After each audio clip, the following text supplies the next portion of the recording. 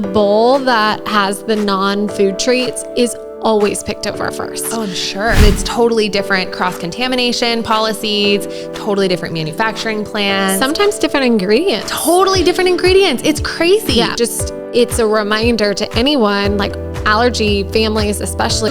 The witch came to town? Yes. So there's a witch called the Santa Switch, Claus? Yes, the Switch Witch. She takes your candy and you get a toy I would love to be a child in today's world. Hi. Hello. And welcome to EpiPod. Sarah is a mom to 2 little boys with food allergies. And Danielle has navigated life-threatening allergies her entire life. Living with an invisible health condition is so isolating. The fear and the anxiety. Trying to cover it up so you don't affect anybody else. Especially your kids.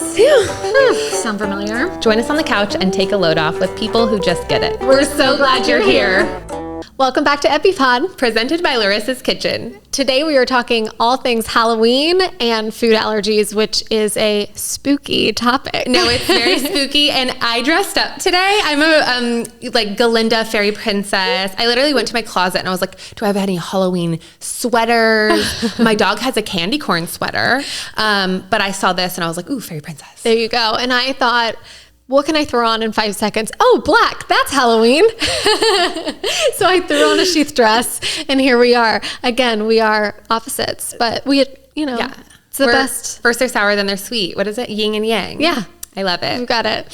So what do you remember about Halloween? Because again, you're peanut tree nut, but I mean, tons of candy has peanut and tree nut. Totally. So for us, having the milk allergy, it's like everything. There's not much besides like the gummy sweet candies. But for you growing up when allergies weren't even as top of mind as they are today, what was Halloween like for you? I, like most things, like being a 90s allergy kid, like I didn't even clock allergies as being dangerous. My parents did not go through my pumpkin.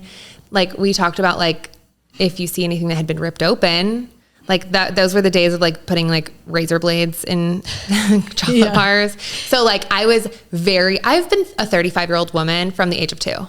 And had a lot of stranger danger. I've never liked scary things. Like I've always been so picky that I never like put something from my Halloween basket in my mouth and it was like, oh my God, it's peanuts, you know? Yeah. So thank God that nothing like that ever happened. I remember like, I just wanted to eat the things that I wanted. That you liked. Yes. Like I wanted the Twizzlers. I wanted like all of my favorites that I knew. Like I knew that those were my favorite ones that I didn't even think like, oh, those are safe for me. I was just like, those are the ones that I like. Yeah. So your mom, did she say anything at all? Like, hey, make sure you're careful about the candy? Nothing. Not to my knowledge, no recollection. I could be wrong, but I would bet my left arm that I'm not. Yeah. I do remember, and I don't think it was Halloween related. Like it was like, I think it was just like, I had this playroom. Thank God I was 35 for my parents. But like I had this playroom that was up a little spiral staircase above the kitchen. So like my parents would be downstairs in the kitchen, the breakfast room, like talking, drinking wine, whatever. And I would be in my playroom wrecking havoc, AKA like making cuchinadas. That's what we called it. Yeah. But like glue slime vibes. Yeah. And like I was always doing some sort of craft up there. And I remember being up there and having like, I had stashes. Like I had like my snacks up there, I had my drinks up there, I had my candy stashes. And I put something in my mouth that was like a Mexican candy. And it was like some sort of wafer that had like peanut like caramel stuff in between the wafers. And I bit into it. And I remember I like ran to the bathroom up there and like was digging it out of my molars and like swishing it around. And I just didn't know. I genuinely didn't know until I was 25, like this could literally take you out. So I remember, and I've told this story before, like looking in the mirror and being like, you didn't get me this time, Peanuts. Like you didn't get me this time. That was literally my only time with a candy that I can remember. There was no Teal Pumpkin. I learned about Teal Pumpkins from you. Yes. I always just like gave away the candy that I didn't like. And I've always been such a picky person that like, I never thought like, oh, this has nuts, I can't eat it, or I don't want it. It was just like, that's not one of my favorites. Like you are cast into you put a spell on you, like goodbye forever. So speaking of Teal Pumpkin, because you brought that up. Lorissa started Lorissa's Kitchen in 2016 with a simple mission to bring better, healthier options to the meat snacks category. However, after the birth of her third child and several challenging years helping him work through a laundry list of food allergies, she knew it was time to take that mission to the next level by providing these same high-quality, healthier options, but now to ensure that they are certified free from the top 9 allergens. Lorissa's Kitchen is so proud to announce the first ever and only Menu Trinfo certified free from the top 9 allergen meat snack on the market. Check out LK on Amazon or their website, lorissaskitchen.com. That's LORISSAS kitchen.com. And you can use the code EpiPod for 15% off. Also, they're available in Sprouts. For anyone who doesn't know, and if you're a food allergy family, you probably do, but if you're new, maybe not, like newly diagnosed. But basically, it's just like a way to signal to people. So you put out like a teal pumpkin in front of your house or a flag or something, and you're signaling to families that you are offering either non-food treats, which I think is like the gold standard. The gold standard. Yeah. But like a lot of people, myself included, like I will put out top 9 allergy friendly snacks alongside like slap bracelets and, you know, glow sticks and stickers and tattoos and, you know, things like that. And you know, what's funny is, I mean, every year that we've done that, the bowl that has the non-food treats is always picked over first. Oh, I'm sure. People, because everybody gives candy. Totally. So when you're like a cool house that gives away some little, bouncy ball or kid thing that they can like, you know, feel like is a little prize, something unique and different, they love that. Like they want that more than anything. Totally. Rather than like, oh, I already got Starburst at the last house. You know what I mean? Like, but I don't have this like a spinny light up bracelet. Like that's super cool, you know? I love that. Even just like you talking about this, like I feel like I'm in 4th grade again. I'm like, yeah, can't wait for October. Yeah. Oh, that's so fun. And that's such a good tip. Like you can Amazon or Alibaba, like for the same cost as candy, I'm sure. For sure. Like I will get something on Amazon for $10 and it's like 128 pieces of whatever the, you know, little trinket is, or like a mix of them. And it's so easy. I mean, candy's expensive these days. Candy is so expensive. When I was living in Manhattan Beach, we have these things called walk streets, aka no cars, and people would drive from all over Southern California to go on the walk streets. And I'm like, I'm 24 years old. Like, I don't like, there's no amount of candy that you could feasibly buy where you're not going to run out at the end of, you know, at some point in the night. Yeah. And so me and my roommates were like packed in this cutie little beach condo, and we were on a walk street, like literally in between the Lakers coach and like this like famous artist and Jimmy Kimmel's beach house. And we were like, we can't afford this. Like candy's so expensive. Yes, it is. Yeah. It is. Like, I mean, a small bag of candy is like $4. So then, you get like 4 of them and already like you could have had 120 pieces of fun little trinkets. Yeah. And really when you think about it, like it's good for so many reasons. It's great for food allergy folks because again, there's not a risk in something that's not food related. Although I guess, you know, something like Play-Doh for people who are allergic to wheat, like there are little exceptions like that. But for the most part, it's safe for everyone, including people who might be like sensitive to dyes, like, you know, food dyes, or like even someone who say has like different ability or autistic, you know, some of those parents, like they don't want their kids to have a ton of candy, but they still want them to be able to like have fun and like be out and grab things from a bowl. So I really think it helps a lot of people. I think that started, I should probably have looked at that before we recorded, but I think Fair is the one who like initiated this movement, the Teal Pumpkin Project. And shout out to CVS. They have like a huge display every year. So if you're looking for Teal Pumpkin goodies, that is a wonderful place to look. And of course you can get them on Amazon, but I just love that they make it like this big display because not only are they offering things for you to buy and participate, but also spreading awareness about the fact that it exists at all. Absolutely. I was in a CVS it was honestly like August and I was with some friends and they were like, oh, how funny, like blue pumpkins, is that like in these days? Like this must mean we're old. Like, you know, you're always talking about like, oh, I'm a millennial and I don't know anything the Gen Zers are doing, or like, oh my gosh, they're bringing back low-rise jeans, like God help us all. But they were like, oh, are blue pumpkins in? And I was like, no. So let me tell you. Yeah. All about the Teal Pumpkin Project. Can I ask, do the boys carry a blue jack-o'-lantern too? Or is it for the houses to signal? Or is it like both? I think it can be either. We don't carry the blue pumpkin. I think, or the teal pumpkin. I think, they just are really interested in picking their bags or their little buckets to bring. So like, I haven't wanted to make, just with a lot of allergy here too. Right. Yeah, exactly. Which, I mean, Halloween, it's candy. It has to be focused on allergies when you have the long list that, my son, my older one has, Graham. So, but yeah, it's like more like, for me, that feels more like a label, which like as he's getting older, I really want to label him less and less. We've talked about this. Like when you're little, it's like they can't read anyway. It doesn't matter. Like I want the world to know they have an allergy because they can't even speak and tell somebody they have an allergy. But like as they get older, it's like, you say and you hear all the time, like, I'm more than my allergy, or like, I, don't want to be defined by my allergy. Well, if you're being labeled everywhere you go, then you kind of are. Yeah, you're like, can't I just carry the normal stinking baggie that I like and I picked out? Exactly. I like that. So instead, I just put one on our porch to signify that like our home is part of the Teal Pumpkin Project. And the other thing about that too is you can register your address, like anonymously, of course, like you don't put any identifying information, but there's like a map. So if you go on and you're an allergy family and you only wanted to hit like Teal Pumpkin houses, hopefully a bunch of people in your own neighborhood would, or another neighborhood, but you could also get in the car and kind of like drive around, to all the different Teal Pumpkin houses in your community. And I think sometimes people forget to list their home, but that would be, if more and more people did it, it would be very helpful for families who want to do that. That is so cool. That is so, so cool. And I could totally see that being, when you like pile in the car to go look at Christmas lights and you have your hot cocoa and it's like a thing. Exactly. I can totally see being like, let's make this a game. It's like that Pokemon Go thing. Like gotta like, catch them all. Yeah, like people were like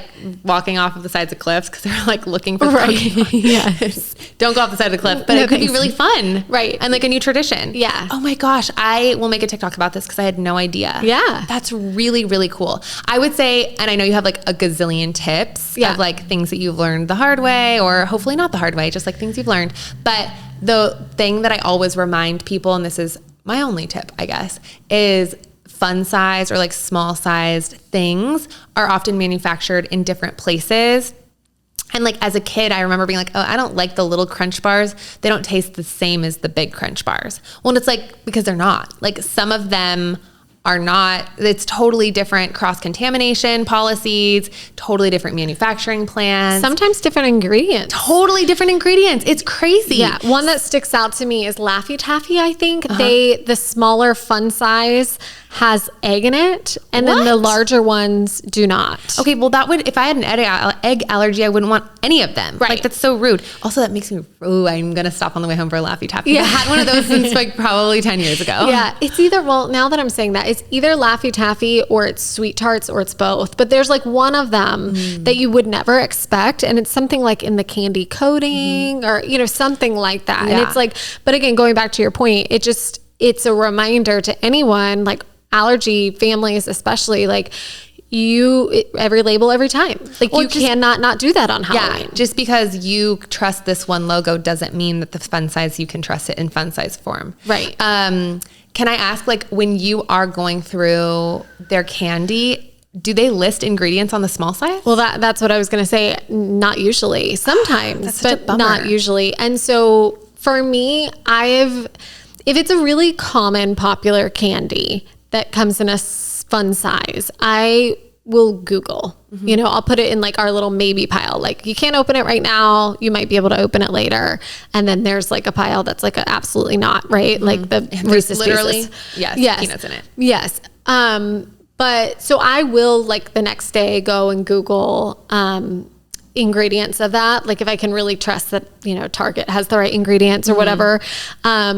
But if it's like an unmarked, like because people will just give those ones that are, I don't know, like very generic, that just come in like a twisty candy thing, or like the plastic. Halloween stamped like chocolate coins. Yes. Like you have no idea what's in that. Right. Can I ask you, like, and I know it's a different game for you guys with where you're at with treatment, which is so exciting, but maybe for families who aren't in a treatment program or are, but they're not willing to like trust yet. I I'm always like worried myself for, I mean, they come in like variety packs. So you may have like a Reese's with the Hershey's, like plain Hershey's. Yeah. So they're all in the same bag and they all smell a little peanutty, even though they're sealed. I'm like, well, can't it like perforate? Like, there's no, I don't know. I just don't know where the line is here. And maybe that's my anxiety talking, or like it being in the big bowl altogether, or then in his bag altogether. Like, how did you approach that pre-treatment? Yeah. So I think shout out to Harley, the little like sniffing golden retriever dog that sniffs for peanuts. Why am I forgetting her first name? I can't remember, but she has an account on Instagram where her dog is a peanut sniffing dog and like smells things. And I remember she has done some Instagram reels kind of on this topic around Halloween, maybe last year, the year before, where her dog, Harley, sniffed something that was not, it didn't have peanuts, but was next to like in the candy bag with the Reese's. And the dog did alert. You know, of course they're basing everything off of scent. But it was enough for her to, I think, not feel comfortable, or at least have that knowledge. So I definitely think like there's something to what you said. Like I definitely think that there is a risk on the outer portion of the packaging, right? Because that's what the dog was sniffing, not like the actual candy inside. But then when you like take it out, or like a bread from a bakery, like the dog might alert to that, but you take the bread out and the bread is okay. Right. So even before treatment, I didn't worry about that. Now I think I was years ago. And okay, the other thing too, before I even go into that, is like everybody wants to have this normal experience and not have food allergies mess up their Halloween. But one thing that I kept in mind when my kids were younger was like, they don't know anything. Like they don't know about Halloween. Like until they're like 4, honestly, you're making it a thing. So like, yes, in my like deepest like childhood memories and mom heart, I was like, I want to dress my kid up and like go around the whole neighborhood even when they're 1, you know, like that was like something I wanted. But like, number 1, you're not going to have your 1-year-old eat a ton of candy anyway. Right. You're doing it like for the pictures and for the memories, and like that is lovely, and we did that. But we kept our Halloween very small until like a year ago or 2 years ago. Like really the first time Graham like went past our street was like 4 years old. So like 1, 2, and 3, we just like went to a couple neighbors' houses that we knew and like took some pictures and then like hung out with some neighbor friends, you know, and then went to bed on time, and it wasn't like a big deal. So like, that's just a message to anyone who's like really feeling sad, but has really young kids who don't understand, or who you're still nervous about like getting something out of the wrapper and now it's on their hands and any of that. Like Halloween only has to be what you make it, right? Especially in those younger years before they're exposed to movies that have Halloween and everybody's trick-or-treating, or before they're talking to their peers in school. So like you can keep it small and safe, and like your kids are going to have the best time ever. My boys both love Halloween, like love it. And they have severe food allergies. Like Graham has ones that like 70% of the candy he can't eat, and he still talks about Halloween for like 9 months out of the entire year. So like it's possible to make it a really positive experience. But going back to your question about the wrapper, like, so I think when he was little, I would like have him wash his hand. Like I'd unwrap it, you know, and if he was having like a treat or two from the bag, like even if it was safe, I would unwrap it and like make sure his hands were clean and my hands were clean and give it to him. But then as he got older, and I think I learned more about like how slim the risk is for something like that to cause a reaction, I kind of between getting older as an allergy mom, learning more, feeling like my kid was older and could tell me things, knowing about the risks. Like I think I just let that guard down a little bit. And then now with treatment, of course, definitely. It's amazing.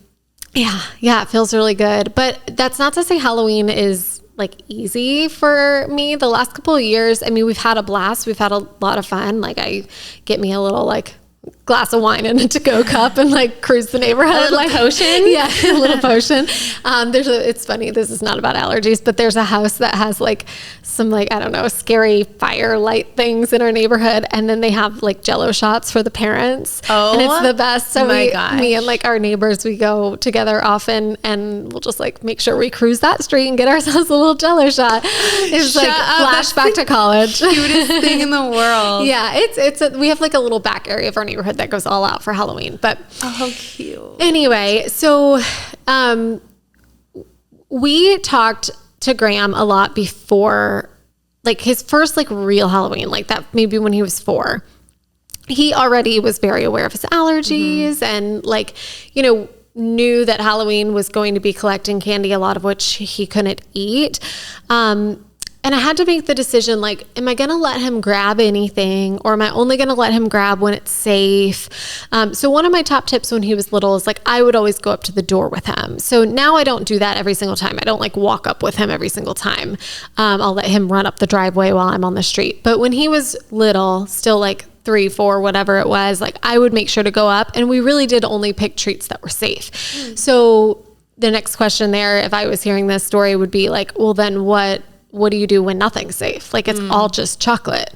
And so that's when I had my magic bag, my little magic bag of candy that he didn't know about, or he may have known about it even when he was like 5, maybe last year or the year before.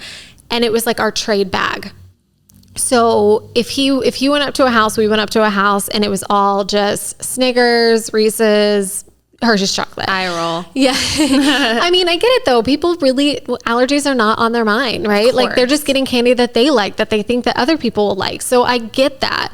But oftentimes we'll go up, there's nothing safe. And I'll say, he'll say, there's nothing safe for me here.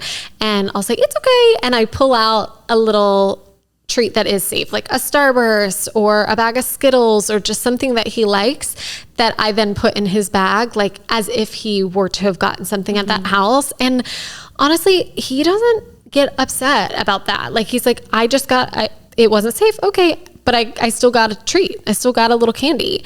And that's like, you know, filling his bucket. So he's thrilled about it.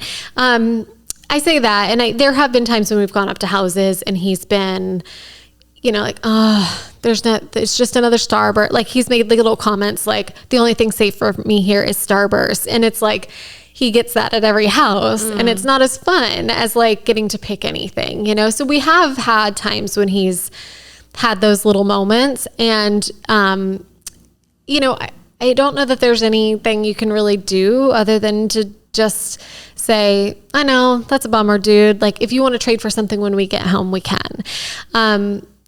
Then last year, I think I had like a small kind of switch bag with me, but I don't think it was like, I didn't have a ton. And so it got to a point in the night where he was just, if people were putting stuff, you know, sometimes people put stuff in their bag. So if he got something dropped in that wasn't safe, we always go back at the end of the night, we dump everything out and we go through the bag together. So he pretty much knows what's safe and what's not. That's awesome. And such a good teaching moment. Yes. And then we have, like some people do a switch witch. Have you heard of this? No. So basically some people do this without allergies. I was going to say, like, I feel like my mom maybe did some of this stuff, but yeah, maybe it was allergy undertone, but I don't think so. I think we're both just like really particular people. No. So some people just don't want their kids to have a ton of candy. Like they get like 400 pieces of candy and they're like, my kid doesn't need that. But some people do it for allergies too, where they basically say like, here, keep 15 little pieces of candy that you want. And then let's put the rest of them on the doorstep tonight when you go to bed. And then when you wake up, there's a prize, like a big toy. Ooh, the witch came to town? Yes. So there's a witch called the Santa Switch, Claus? Yes, the Switch Witch. She takes your candy and you get a toy. I would love to be a child in today's world. Are you kidding me? They got iPads. They got Elf on the Shelf. Yeah. They got Santa. Yep. Tooth Fairy, which I had. And they get a witch? Yes. And the Easter Bunny? Yep. I know. Spoiled rotten, these kids. So we did do that. Not really, like I didn't really make it like, you know, This is a warning. This is a warning right now for parents. If you have kids in the car, please pause. Please turn this off. So I don't talk about the switch witch like I talk about Santa, right? Like he doesn't think it's like a real witch that comes. You can do that. I know people who do that, but like we don't do that. For whenever we have done, like he has just so much candy that he can't eat, and he doesn't really want more of the candy that he can have. Last year I had like a little toy that I had in the closet. Like I got it from Target or something sometime in the months before, and it was just in the closet as like if I need anything, I can grab this type of toy or present. And I just thought to myself, I'm like, there's so much here that he can't eat. Like, I'm just going to say, hey, let's put it on the porch. So I kind of did it impromptu almost last Halloween. And I said, do you want to like switch us out? Have like the switch witch come, and like quotation marks. And he was like, yeah, I get a toy. I was like, yeah, I'll trade you all this candy for a little toy in the morning. And so it wasn't like the Easter Bunny. It wasn't like the Tooth Fairy and the Santa. It didn't have as much like magic and lore. No, it was just like, hey, you want to trade mommy for a toy? Oh, that's so cute. Yeah. That's so cute. And he loved it. And so he still got a lot of the candy he liked, and he got a little toy out of it. I mean, and really and truly, like kids just like a lot of it goes to waste. Like even if you don't have allergies, it's just so much candy at the end of the night. It's either like cavities or waste, and both are not great. Right. I like vividly I do not remember any allergy things except for like the few little hiccups I had. Some of them actually not so little, but like whatever. At the time they were little. Yeah. I remember being terrified of being kidnapped. Oh. Like I am of the Elizabeth Smart era. Yeah. So I was terrified of being taken in the middle of the night. I was terrified of like being snatched walking around. Like I would never talk to a stranger. I was like ready to like tase somebody at the age of 5. Like I was ready. Okay. So like, I think I think I had a lot of like very safe Halloweens because of that. Yeah. And it was never like labeled to me as like, oh, you're different. Oh, you have allergies. Oh, you can't eat things that other people can. Oh, this isn't safe for you. Oh, only Starburst. Like none of these things that you're talking about ever were in my realm, in my brain. Yeah. And probably not even my parents either. I don't know. I don't want to speak for them. But like the act of like a stranger giving me a piece of candy and knowing that last year somebody ate a razor blade, like I didn't want anything to do with this stuff. And I remember like my parents looking through it to make sure it was safe and like not open. Yeah. And like, if anything, I was protecting myself against razor blades. And my dad always was eating my candy, or like, I ate like 2 things growing up. It was like turkey rolls and french fries, which is honestly the same thing I eat now. But he would come by my dinner plate and like swoosh, like my ketchup was so unneat. It was like now all over the plate. And I remember that was like, so I would like have to hide my candy, have to hide my fries, like don't touch my ketchup. Like, so I did a lot of these things. Yeah. 90s version, but they were like stranger danger, not because of allergies. Yeah. So like, it doesn't matter like how you handle it or in what way you do it for your family, whether it's like mommy or the real witch, whether it's like stranger danger and you have like only want to give them clean, whether it's allergy or not, like there's a really, like we have 2 totally different approaches, and like a lot of magic, a lot of looking forward to it, a lot of traditions. And so I hope like anybody listening to this just feels hopeful that like, just because it's not what you thought it was going to look like for your child, or the way yours was, or the ways that you remember, you know, childhood, or like you remember seeing your older sister who's already had kids do it, like it can be very magical in your own traditions. Totally. And your own way that is still safe and doesn't feel labeled. Yeah. And the one other thing I will say is that you talked about like how educational, or like what a learning experience when you sit down with your kid at the end of the night. It really is in that moment, like he's able to start to recognize things, which I think is really important. Like, here's a label that's always not safe. Here's one that usually is, but hey, we're still going to check the label, you know, just like reinforcing some of those things that you talk about all the time with your kids to make sure that they're learning and they're safe. But I'll also say is it's a really good learning experiment, or like a learning opportunity for people in your neighborhood. So, oh, cool. There are so many times when we'll go up to a house and Graham will be like looking. And I remember last year, one lady said like, come on, go ahead and pick. And I kind of heard her. She wasn't being rude, but she was kind of like, go ahead, buddy. Like, yeah, it's okay. like what are you doing? You know? And she's like, here, do you just want this one? And he like kind of was like, no. And she's like, well, this is what I got. Like, you could tell she was getting like a little, like this little spoiled kid. And I kind of like got a little closer and I was like, oh, he has allergies. He's trying to see if anything is safe for him. And, she was like, well, this one doesn't have peanuts. And I was like, oh, but it has chocolate and, you know, he's allergic to milk. And then she pulled something else out or something. She's like, what about this one? I was like, that also has milk. And she's like, wow, I never thought about all these different, you know, allergens being in the candy. Like, what is safe? And I was like, well, unfortunately, none of this, you know, things like, and I gave her a short list, like Dum-Dums and Starburst and Skittles, you know, more the fruity candy often is safe for us.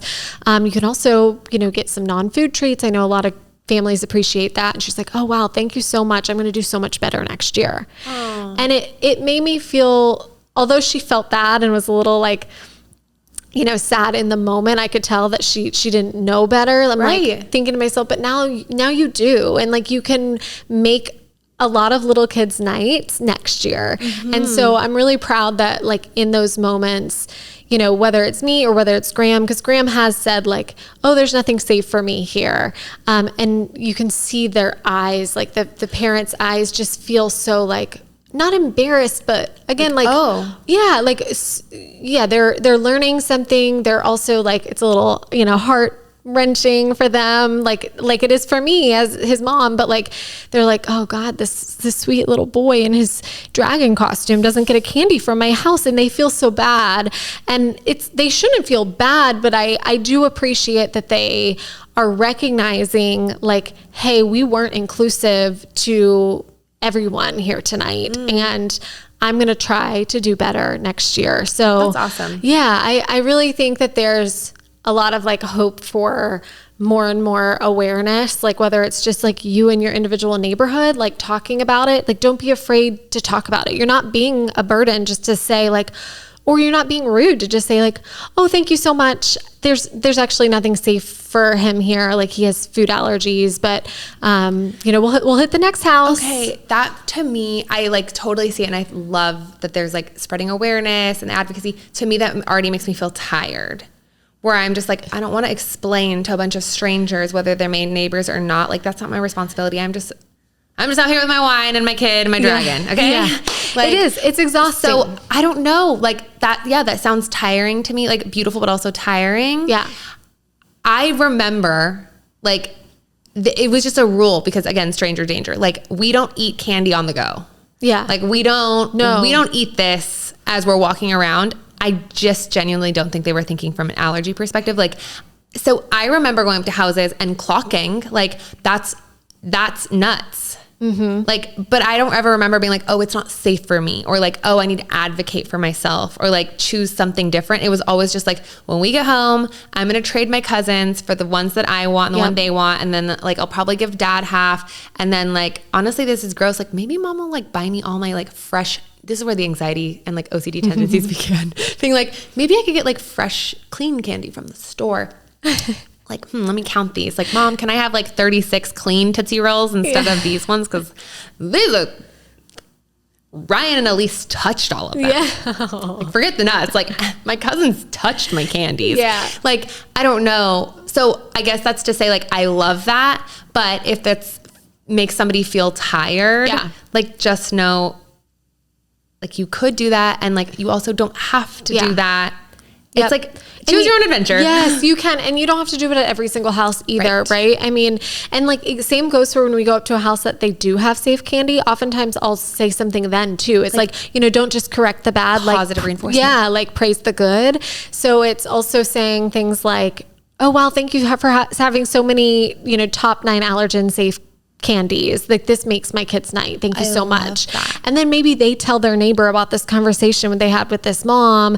And then their neighbor thinks, oh gosh, I need to be better about that and do that. So yeah, it's not on every allergy parent's shoulders to like fix the world, right? Like, let me go evangelize for the allergy community. No, you certainly don't have to, because it is tiring. By the end of the night, like I'm emotionally spent and like vigilant, you know, after being vigilant the whole night. But you're right about the one thing I want to make sure that we say is what you just said about like not eating during the night. So that's like chief rule number 1 is like, we do not eat a single piece of candy from the bag until we're home. So no like eating and cruising unless it's something from home, right? Like if I bring you water or some snacks or whatever. Yeah. I remember eating and cruising, like, but I knew I wasn't allowed to do it unless I like went to ask my mom. And it went into the bucket of like I'm asking to like sleep over at Amanda's house for the second night in a row. Like you just know, like the answer's probably going to be no, but like, let's see like if mom's feeling lenient tonight. And I remember like, can I please, like the seal's not broken. It's a Twizzler. Like, can I please have the Twizzler? Please, please, please. Yeah. And like, I do remember sometimes eating and cruising, but it was always like, please, like there's no razor blades in there, Mom. You know? I think I've done that too with like a Starburst that I know came from like our friend's house or, you know, something like that. But generally the golden rule is like, we don't eat until we get home.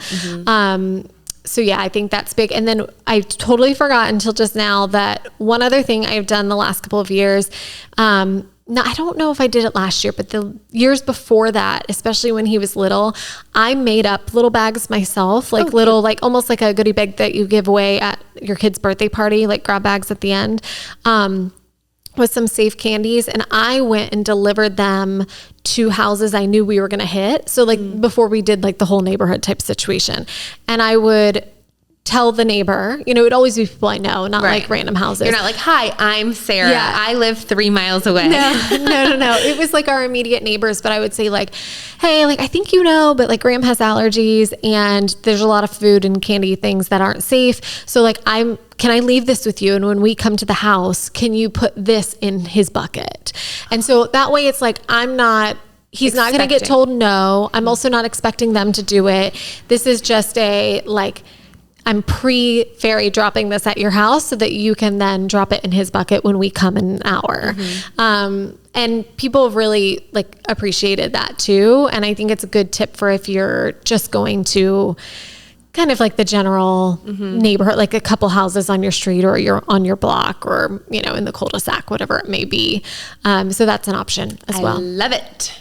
But you can do it. You can definitely do it. If you are nervous, that's reasonable. If it feels stressful at the end of the night, also very reasonable and expected. But like your kid probably will have like the best time ever. And I think it's important that yes, they know and understand allergies and are cautious and know the rules, but like also try to relax because you don't want your kid to have anxiety around it. Like they should still be able to be a kid and have a lot of fun.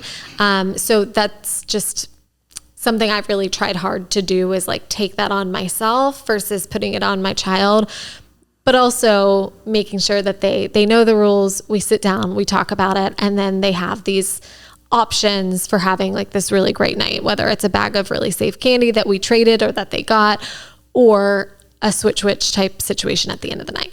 I love it. All right. So spooky. Happy Halloween. Happy Halloween. Should we do questions? Yes. Let's jump in. These question and answers are brought to you by Inchbug, a waterproof personalized name label company for kids. You already know how much we love their labels for keeping water bottles and lunch containers clearly labeled for school, but Inchbug is currently giving our listeners 30% off of their allergy bag tags on Amazon. Find the link in our show notes and get personalizing. Okay, we actually do have like a Halloween themed one to start us off. Let's do it. Okay. My son will have just turned 2 with a milk allergy come this Halloween. My daughter, who is 4, has no food allergies whatsoever. This stuff is tricky. I'd love it to be as normal for him as possible, but obviously to keep him safe. I know about the Teal Pumpkin Project and we participate in the no food treats to pass out. Just don't know what to do with him trick-or-treating. So I feel like we went over a lot of that stuff, but like specifically one child who has an allergy and one child who doesn't. Yeah. Like she talked about with trick-or-treating. What about when they get home? Like is daughter 4, no allergies, allowed to have like her Halloween run the gamut, all the candies because they're all safe? But like how do you keep number 2 out? Like any tips there? I think we have that situation, right? Like Ethan can eat Reese's. So the difference for me is that my younger one is the one that doesn't have like the long list of allergies. Yeah. So I do think it's different if your kid is the older one and has been eating it, and then all of a sudden you're like, you can't have these because of Joey, you know? Right. Like that would be really difficult. So and in treatment now, I feel more comfortable with Graham being around the allergens. So we did last year let Ethan eat some of the unsafe candy. Wow. We just made sure that they had like equal amounts. And like, so like if we were taking stuff from Graham's bucket because it wasn't safe, but we weren't taking from Ethan's bucket, and now all of a sudden he has a lot more, 30 pieces of candy and Graham has 10, like that was not going to be okay. Of course. You know what I mean? So we made sure that they had even amounts, both in like number, but also in quality, like in good stuff. It's not just like, here, Graham, here's your Starburst. Right. Yeah. Or just like, yeah, like something he doesn't even really like. It might be safe, but he doesn't like it. Like he doesn't like sour stuff. So it's like, well, if half of his stuff is sour but it's safe, like that, he's not having a good time, you know? Right. So if it was unsafe before last year, when we felt a little bit better about him just even like keeping it in the house, like Ethan being able to have it in the house, or eat it like separate from him, we would just store it like up high on a shelf and give it to him in like his lunches, or like if Graham wasn't around, similar to how we handled all food, like making sure that Ethan was exposed to the allergens that Graham had, we would just do it like when they were separated. How does this work though? Like if they're sharing food, or if like Ethan takes a bite out of something and he's like, Graham, do you want some? Or like they get their toothbrushes mixed up. Like my mind is spiraling. Yeah. I think, well, two things. I think going back to research shows that like, while that is a possibility, like it is very slim to react on like trace amounts like that. Right. And then also, you know, for a while we would just, if Ethan had the allergen, we would be sure to like brush the teeth and like, you know, have it be like a long time before they would share anything, you know, like we were just taking as many steps like that as we could to like prevent that sort of cross contact with each other moment. Now again, I'm less worried about it. But even back then, it was just a matter of like, okay, we're giving something in his lunch. It'll have been 4 hours since they see, you know, from that moment to when they see each other again, they're going to brush their teeth. Right. Like, it was just like, to me, I there's so many things to worry about and stress about that I just have to like pick my battles. You're like, that is sorted on the totem pole very far down. Yes. But I do think, as long as it felt fair, and I think I would, for this mom, I would also gather, well, the 2-year-old's really little, so I don't know that it's going to be as big of a deal, but like I was big on always talking to my kids about like, how do you feel? Like if this happens, like how are you going to feel? Is it okay? Like I remember there's been situations when Ethan wanted something, but it wasn't safe for Graham, even now. And it's like a, I don't know, like a cheddar bunny square, like, you know, Annie's, whatever, like Cheez-It type situation. And Ethan really wanted it. And I was like, well, you know, this isn't safe for your brother. Like, Graham, are you wanting a snack? Are you okay if Ethan has this? And like getting real honest feedback from him, because he'll tell you. It's not like Graham would be like, oh, like inside his head be like, oh, it's gonna make me really sad, but I'm just gonna say yes for mommy. Like he's not that he's type. Not like, a 22-year-old like trying to people please a boyfriend. No, he'd be like, no, it's not fair, you know. So like if he's like, yeah, I don't care, I don't want that anyway, then I'm like, okay. So like, I think when they get older, you can talk to them a little bit more about that sort of stuff. But when they're little, I would just try to keep it separate and make sure that they have like equal quality and quantities, so that nobody's feelings get really hurt or just feel really like sad about the fact that like they have this thing that they can't help. The reason I say like people pleasing a boyfriend is because my like adult allergy version of that is like, I remember dating this guy who like loved food. Yeah.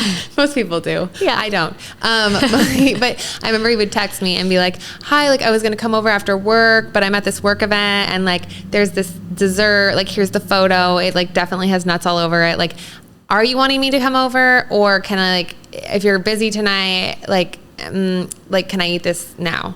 And I remember like having the thought of being like, I'm pissed off that he's been asking this. Of course I want him to see him tonight, but like, no, it's fine. Yeah. Like, it's fine. Go ahead and enjoy the dessert. You're right. Like I was going to go to yoga today anyways, you know? Yeah. That doesn't happen with a 4, 5, 6-year-old. Not as much. No. I mean, I think, you know, dependent on the kid and the situation, who knows? But like, I know my kid and he would tell me. Your kid's like, I'm not hungry. He can have it. Yes, yeah, exactly. Yeah. So I hope that helped. It's hard when, you know, I'm not in that exact situation, but that's kind of where I stand. And hopefully the whole episode was helpful. Yes. Yeah. Agreed. Okay. Second question. Grandparents get offended when we say no to them cooking, but we really just can't trust them to be safe because they forget about allergies and they don't check every label every time. Mm-hmm. So how do you handle, especially just like somebody being offended, but also like you've taken all the time to explain it to them and they still forget, or maybe they quote unquote forget. Right. There's a difference. Yeah. I deal with this all the time. Yeah. In my own family. Yeah. I think as far as it being my kid, I think I would just say like, I mean, it sucks that they're offended, but like, I mean, that's on them. That's on them. Like you're not responsible for other people's feelings. Like, I mean, that's easier said than done. I get that, especially if it's like grandparents, right? But like, I think you could just say like, hey, I'd love for you to be able to cook for him. Like, it sucks that we have to live this way. We don't like it either, but you know, this is what we feel like we have to do to keep him safe and what we have to do based on the feedback from our doctors. So the only way that I think I would feel comfortable doing this is if we did X, Y, and Z. And that X, Y, and Z can be whatever you want it to be. So could it be like, will you go and help prepare the meal with them? Like grandparents want to cook their famous lasagna recipe, but like you're not comfortable with them doing it without you there. Like maybe you go early. I mean, take a day of it. Yes. And again, all of this is like, contingent on whatever else. But like, could you go and be like, all right, so one thing we want to make sure we do is have like a fresh sponge to clean the pan. And again, I'm not saying that this is stuff that you have to do to stay safe. I'm saying if your kid has reacted upon like trace amounts or you're super nervous or whatever the situation might be, you can list out your XYZ and say, if these things are followed, we can do it. Otherwise, like we're more than happy to bring our own stuff. I know it sucks. I know it's not like a fun situation. Trust me, we live it every day. I'm sorry that it upsets you. But unfortunately there's nothing else I could do. Okay. That was the sweet version. Here's the sour version. Because I get exhausted with family or friends or like, I don't know, church people, like the people who over and over and over again, like I am tired. Yeah. I'm tired. We've already had this conversation. Like the answer has not changed. Good night. Like, that's how I feel. And so a lot of the times I don't care that they're family. Like all of those things are true, but I'm too tired to explain it again. Like if you genuinely have a memory problem, maybe I can explain it again, but God, if you have a memory problem, you can't be cooking for me anyways. Right. Geez Louise. But like, unless you genuinely forgot, I don't have bandwidth for this. I am tired. So I'm also not going to let myself get riled up and like emotional and angry about it. I will just say, hey, we like actually already had this conversation last month about the lasagna. Do you remember that? Oh yeah, but okay. So that's actually not changed. Like the doctor's directions have not changed. My feelings on the matter have not changed. Tell me more about like, what are your plans for Easter? Like, weren't you going up to Oregon? Like, tell me more about that immediately. Just like lay down the law. Call it back to like, we already had this like really thoughtful discussion. Has not changed. New topic because I'm tired and I don't have space for you.